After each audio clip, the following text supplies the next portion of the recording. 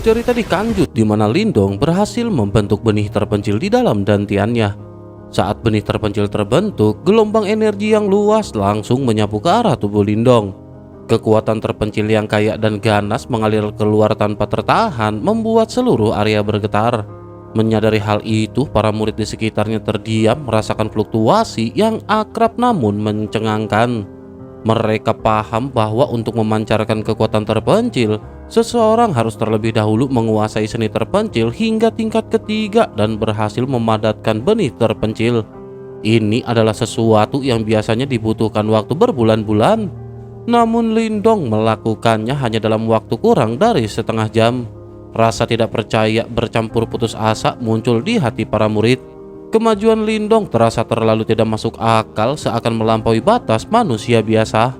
Di tengah kerumunan itu, tetua buta yang menjaga tempat tersebut justru menunjukkan keterkejutan yang berbeda. Bukan hanya karena kecepatan Lindong, melainkan karena ia mampu menahan penolakan batu terpencil. Tetua itu menyadari betapa buasnya kekuatan batu tersebut, sehingga keberhasilan Lindong menyerap kekuatan terpencil menandakan sesuatu yang jauh di luar dugaan. Selanjutnya, Lindong pun akhirnya membuka mata. Cahaya abu-abu samar berkilat di kedalaman pandangannya, memberi kesan aneh namun kokoh. Lindong menarik tangannya dari batu terpencil dan menatapnya dengan tenang, seolah menyadari bahwa bahkan harta Yuan murni pun pada akhirnya dapat Lindong taklukkan. Di dalam dantiannya, benih terpencil seukuran kepalan tangan melayang perlahan, memancarkan energi misterius yang kuat. Dari situ, Lindong menyimpulkan bahwa seni terpencilnya telah menembus tingkat ketiga dan hasil ini membuatnya cukup puas. Namun, menyadari bahwa tindakannya cukup mengguncang suasana, Lindong pun memilih berhenti. Lindong mundur dari tingkat latihan di bawah tatapan aneh para murid hingga akhirnya perhatian mereka kembali teralihkan dan suasana berangsur normal. Baru saat itulah Lindong menghela nafas lega. Tak lama kemudian, sosok tua buta muncul di belakang Lindong. Ia dengan santai berkata bahwa rekor seorang senior bernama Zhou Tong telah terlampaui. Lindong pun seketika menoleh dan bersikap hormat saat menyadari bahwa tetua ini jauh lebih berbahaya daripada yang terlihat. Sementara itu, tetua buta bertanya mengenai seni bela diri yang dipilih Lindong. Lindong pun seketika menjawab bahwa Lindong belum menemukan seni bela diri yang cocok. Mendengar hal itu, tetua buta mengajak Lindong untuk pergi ke tempat yang pernah didatangi Zhou Tong. Ia lanjut berbalik berjalan tanpa memastikan apakah Lindong akan menyusul. Sementara itu, menyadari kesempatan langka tersebut, Lindong pun mengikuti dari belakang. Setelah sekitar 1 jam, tetua itu berhenti di depan selaput cahaya berbentuk mangkuk. Di dalamnya, 4 loh batu hitam berdiri sunyi. Dengan energi mental yang luar biasa kuat, tetua buta itu merobek selaput cahaya tersebut. Seketika tekanan misterius muncul dan langsung menghantam Lindong. Menghadapi tekanan yang memancar dari 4 loh batu itu, Lindong pada akhirnya memejamkan pandangannya. Lindong menyadari bahwa tempat ini bukan sekedar ruang penyimpanan seni bela diri, melainkan sebuah ujian berat yang menyimpan warisan sejati. Ini juga merupakan tantangan yang pernah dilalui oleh para senior sekte Dao di masa lalu. Sementara itu, tetua buta pada saat ini menjelaskan bahwa masing-masing tablet menyimpan seni bela diri tingkat tinggi. Mereka juga dianggap sebagai yang terkuat setelah kitab suci terpencil. Namun, tidak semua murid mampu mempelajarinya.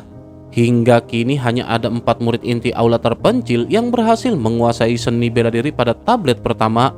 Sementara itu 3 sisanya belum benar-benar ditaklukkan oleh siapapun.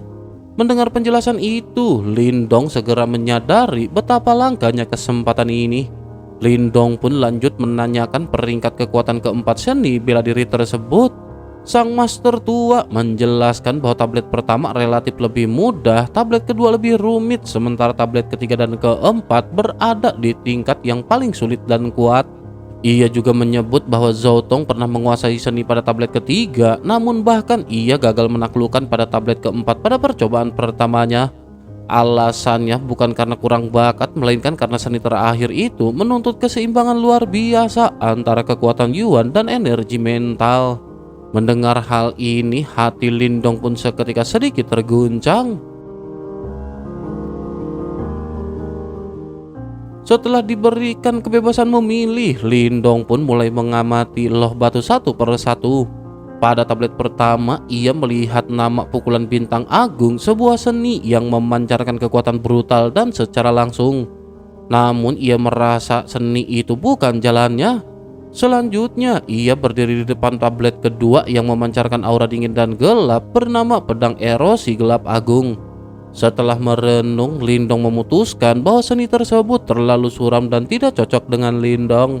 Selanjutnya, Lindong pada akhirnya menghadapi tablet ketiga. Di sana tergambar sosok manusia kering dengan kekuatan tersembunyi yang menakutkan, disertai nama tubuh agung terpencil.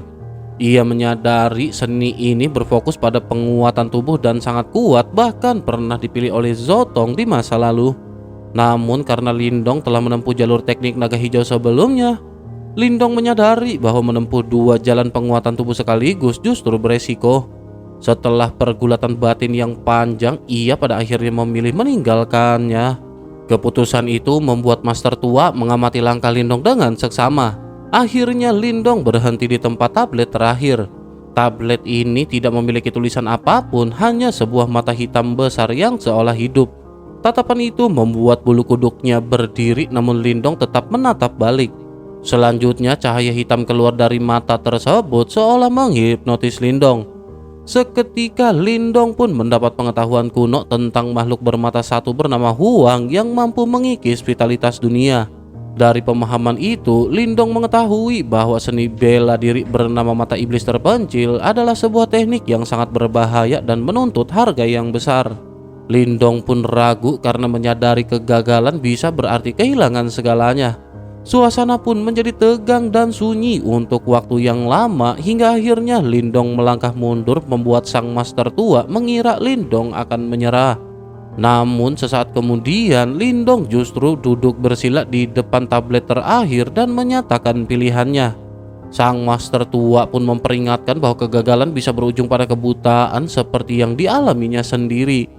Menyadari resiko tersebut, Lindong tetap teguh karena ia memahami bahwa tidak ada kekuatan besar tanpa harga yang harus dibayar.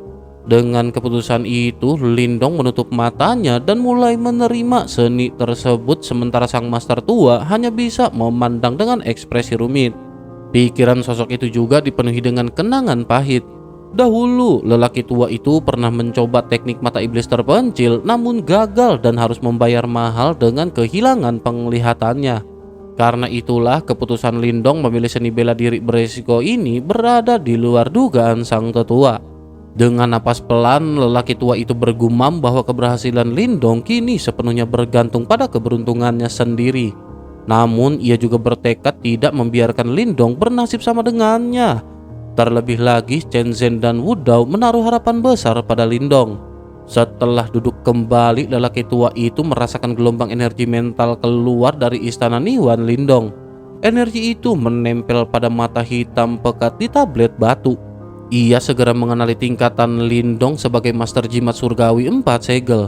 Dalam hatinya, ia mengakui bahwa perpaduan kekuatan Yuan dan energi mental Lindong tergolong luar binasa. Keheningan pun segera menyelimuti ruang hingga tubuh Lindong akhirnya mulai bergetar. Energi mentalnya meledak dan menembus mata hitam di tablet batu, membuat kesadarannya seketika terlempar. Saat pikirannya kembali stabil, Lindong mendapati dirinya berdiri di tanah terpencil yang luas dan datar, tempat langit dan bumi seolah menyatu. Aura kuno dan kesepian menekan jiwa Lindong, membuatnya merasa kecil dan tidak berdaya. Menyadari hal tersebut, Lindong menenangkan napas dan meneguhkan niat. Ia paham bahwa ini adalah ranah mental tablet batu, tempat pertempuran energi mental bisa meninggalkan dampak yang serius.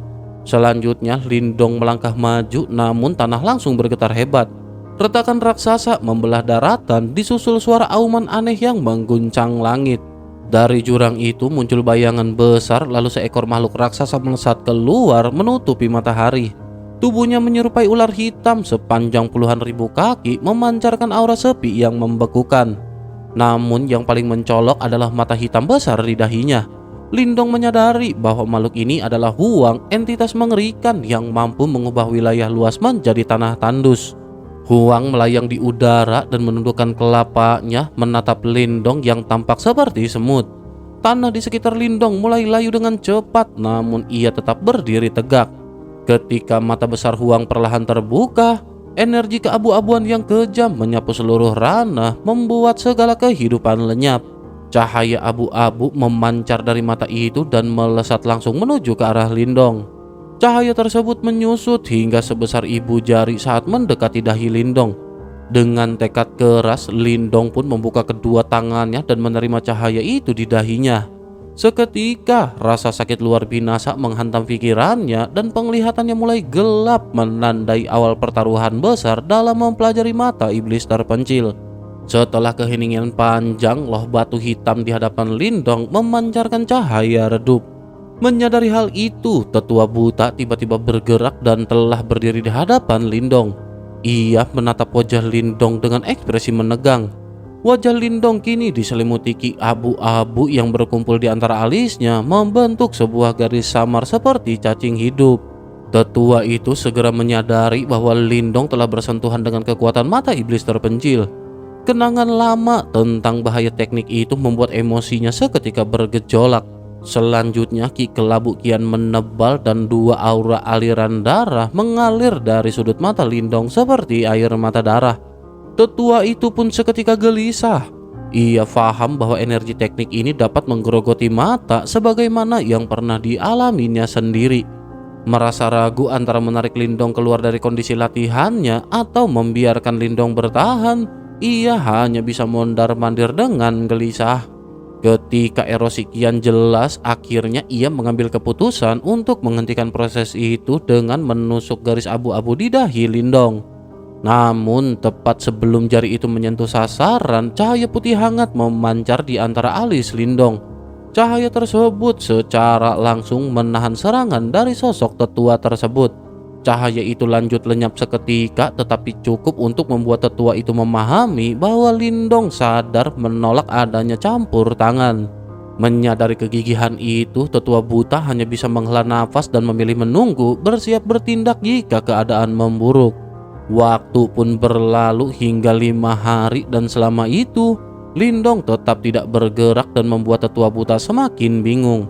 Namun tiba-tiba loh batu itu berdengung dan memancarkan sinar abu-abu terang yang terhubung dengan dahi Lindong.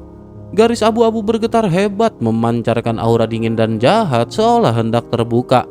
Tetua buta itu pun menahan nafas, berharap sekaligus khawatir. Akan tetapi setelah beberapa saat sinar itu melemah dan akhirnya menghilang begitu saja. Bersamaan dengan lenyapnya cahaya, Lindong pun membuka matanya. Tatapannya jernih dan tenang seakan tidak ada apa-apa selama 5 hari tersebut. Ia lanjut berdiri dan menyampaikan rasa terima kasihnya kepada tetua buta yang telah melindunginya. Tetua itu hanya mengangguk dan meminta Lindong untuk segera pergi menuju kompetisi. Ia juga memperingatkan agar teknik mata iblis terpencil tidak digunakan terlalu sering karena bahayanya bagi mata Lindong. Lindong pun berhenti sejenak menyentuh dahinya sebelum akhirnya tersenyum tipis. Ia telah merasakan sisi gelap dari teknik itu, namun dengan keyakinan bahwa ada sesuatu dalam dirinya yang mampu menekannya, Lindong pada akhirnya melangkah pergi dengan mantap. Kompetisi bulanan merupakan tradisi rutin di Sekte Dao dan 4 aula.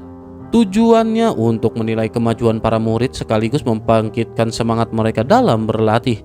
Menyadari hal tersebut, setiap murid cabang memandang hari ini sebagai kesempatan yang langka. Karena melalui kompetisi inilah sebagian dari mereka dapat naik status menjadi murid penuh dan memasuki aula utama.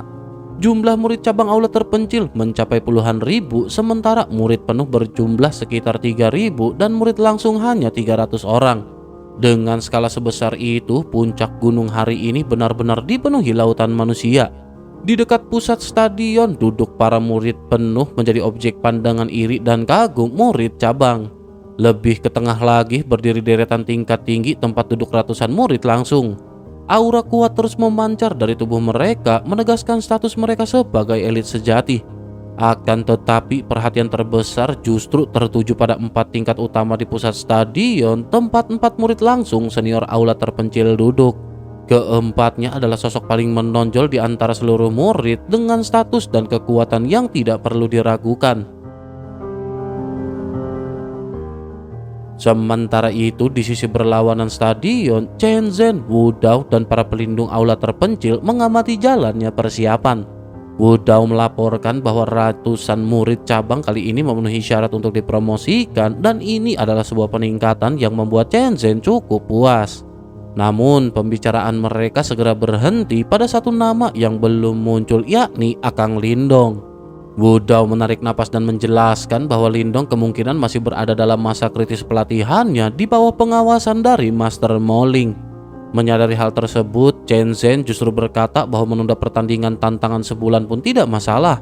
Hal itu dikarenakan pelatihan jauh lebih penting. Namun Wu Dao mengungkapkan bahwa kabar tentang Lindong telah menyebar luas. Banyak murid ingin melihat langsung murid baru yang berani menantang salah satu dari 4 murid langsung senior aula terpencil.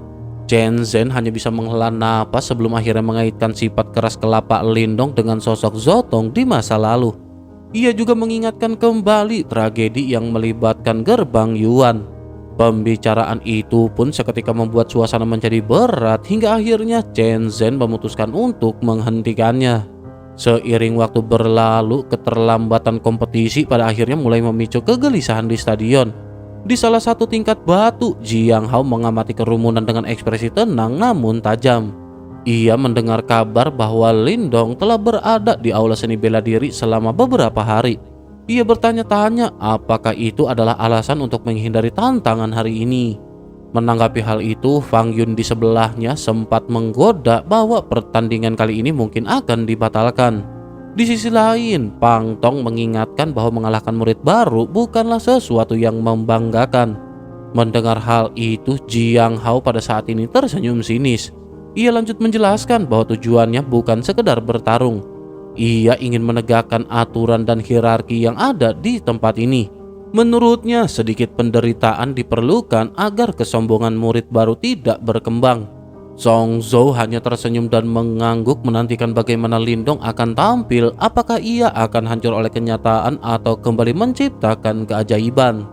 Sementara itu di sudut lain, Moling dan yang lainnya pada saat ini mulai merasa cemas. Ketika matahari hampir mencapai titik tengah, Chen Zhen akhirnya memutuskan untuk memulai kompetisi dengan murid lain terlebih dahulu. Pengumuman itu memicu desahan kecewa di seluruh stadion. Lindongnya belum nongol. Namun tepat saat kekecewaan itu mereda, suara hantaman udara tiba-tiba menggema dari kejauhan dan sebuah aura yang familiar menyebar dari langit. Jiang Hao mengangkat kelapak dan tersenyum tipis, menyadari bahwa sosok yang ditunggu akhirnya tiba. Penantian panjang ini juga akhirnya tidak berbuah kekecewaan. Beberapa saat kemudian, sosok tubuh melintas dari udara dan mendarat mantap di tengah tingkat dan langsung menjadi pusat perhatian. Sosok ini tidak lain dan tidak bukan adalah Lindong. Setelah menenangkan diri, Lindong menangkupkan tangan ke arah Chen Zhen dan Wu Dao lalu menyampaikan permintaan maaf karena telah datang terlambat. Chen Zhen hanya tertawa ringan dan berkata bahwa kedatangan Lindong saja sudah cukup baginya. Selanjutnya, Chen Zhen mengamati Lindong dari ujung telapak hingga kaki, namun tidak menemukan perubahan mencolok dalam beberapa hari terakhir. Sementara itu, Jiang Hao bangkit dari tingkat tinggi dan menyapa Lindong dengan senyum bercanda. Ia meledek Lindong dengan berkata bahwa awalnya ia mengira mungkinkah Lindong akan menghindari pertarungan. Menanggapi hal itu, Lindong dengan tenang berkata bahwa tantangan tersebut tidak mungkin Lindong lupakan. Mendengar jawaban Lindong, Jiang Hao tertawa lepas lalu melompat turun ke tengah tingkat. Dengan satu gerakan, kekuatan Yuan meledak keluar dari tubuhnya dan menekan sekeliling. Hal ini seketika membuat banyak murid terjekut. Lindong yang merasakan tekanan tersebut juga menyadari betapa kuatnya tingkat 7 Yuan Nirwana yang dimiliki lawannya. Sementara itu, pada saat ini banyak mata tertuju pada Lindong. Namanya telah lama dikenal sebagai juara perang 100 kekaisaran yang menolak gerbang Yuan dan memilih bergabung dengan Sekte Dao. Di antara kerumunan, bisikan terdengar silih berganti, ada yang kagum, ada pula yang khawatir Lindong akan menemui kegagalan saat menghadapi Jiang Hao. Suasana tingkat benar-benar menjadi ramai dan dipenuhi diskusi serta tawa ringan. Menyadari besarnya jumlah murid yang hadir, Lindong diam-diam tercekut. Ia akhirnya memahami kekuatan sejati Sekte Super. Jika di Kekaisaran Gretian seorang ahli tingkat nirwana dianggap elit, di Sekte Dao mereka hanya layak menjadi murid cabang. Kesadaran ini juga semakin menegaskan jarak antara sebuah kekaisaran dengan sekte besar. Sementara itu, selanjutnya Jiang Hao pada saat ini meminta izin untuk memulai pertarungan. Chen Zhen pun mengangguk, namun terlebih dahulu mengingatkan bahwa pertarungan ini hanya spar antara sesama murid, bukan pertempuran hidup dan mokat. Keduanya pun mengangguk patuh, dan setelah itu Chen Zhen mengumumkan dimulainya kompetisi bulanan dan berkata bahwa jika Lindong mampu menandingi Jiang Hao, ia akan memperoleh kualifikasi sebagai murid langsung senior kelima sekaligus mencatat sejarah tercepat di aula terpencil. Mendengar hal itu, Lindong pun berkata bahwa ia akan berusaha sebaik mungkin. Lindong pun berbalik menghadap Jiang Hao dan memberi hormat meminta bimbingan sebagai seorang junior. Seketika seluruh tingkat akhirnya menjadi hening. Puluhan ribu pasang mata menatap tanpa berkedip membuat suasana terasa menyesakan. Selanjutnya kita lanjut ke episode selanjutnya.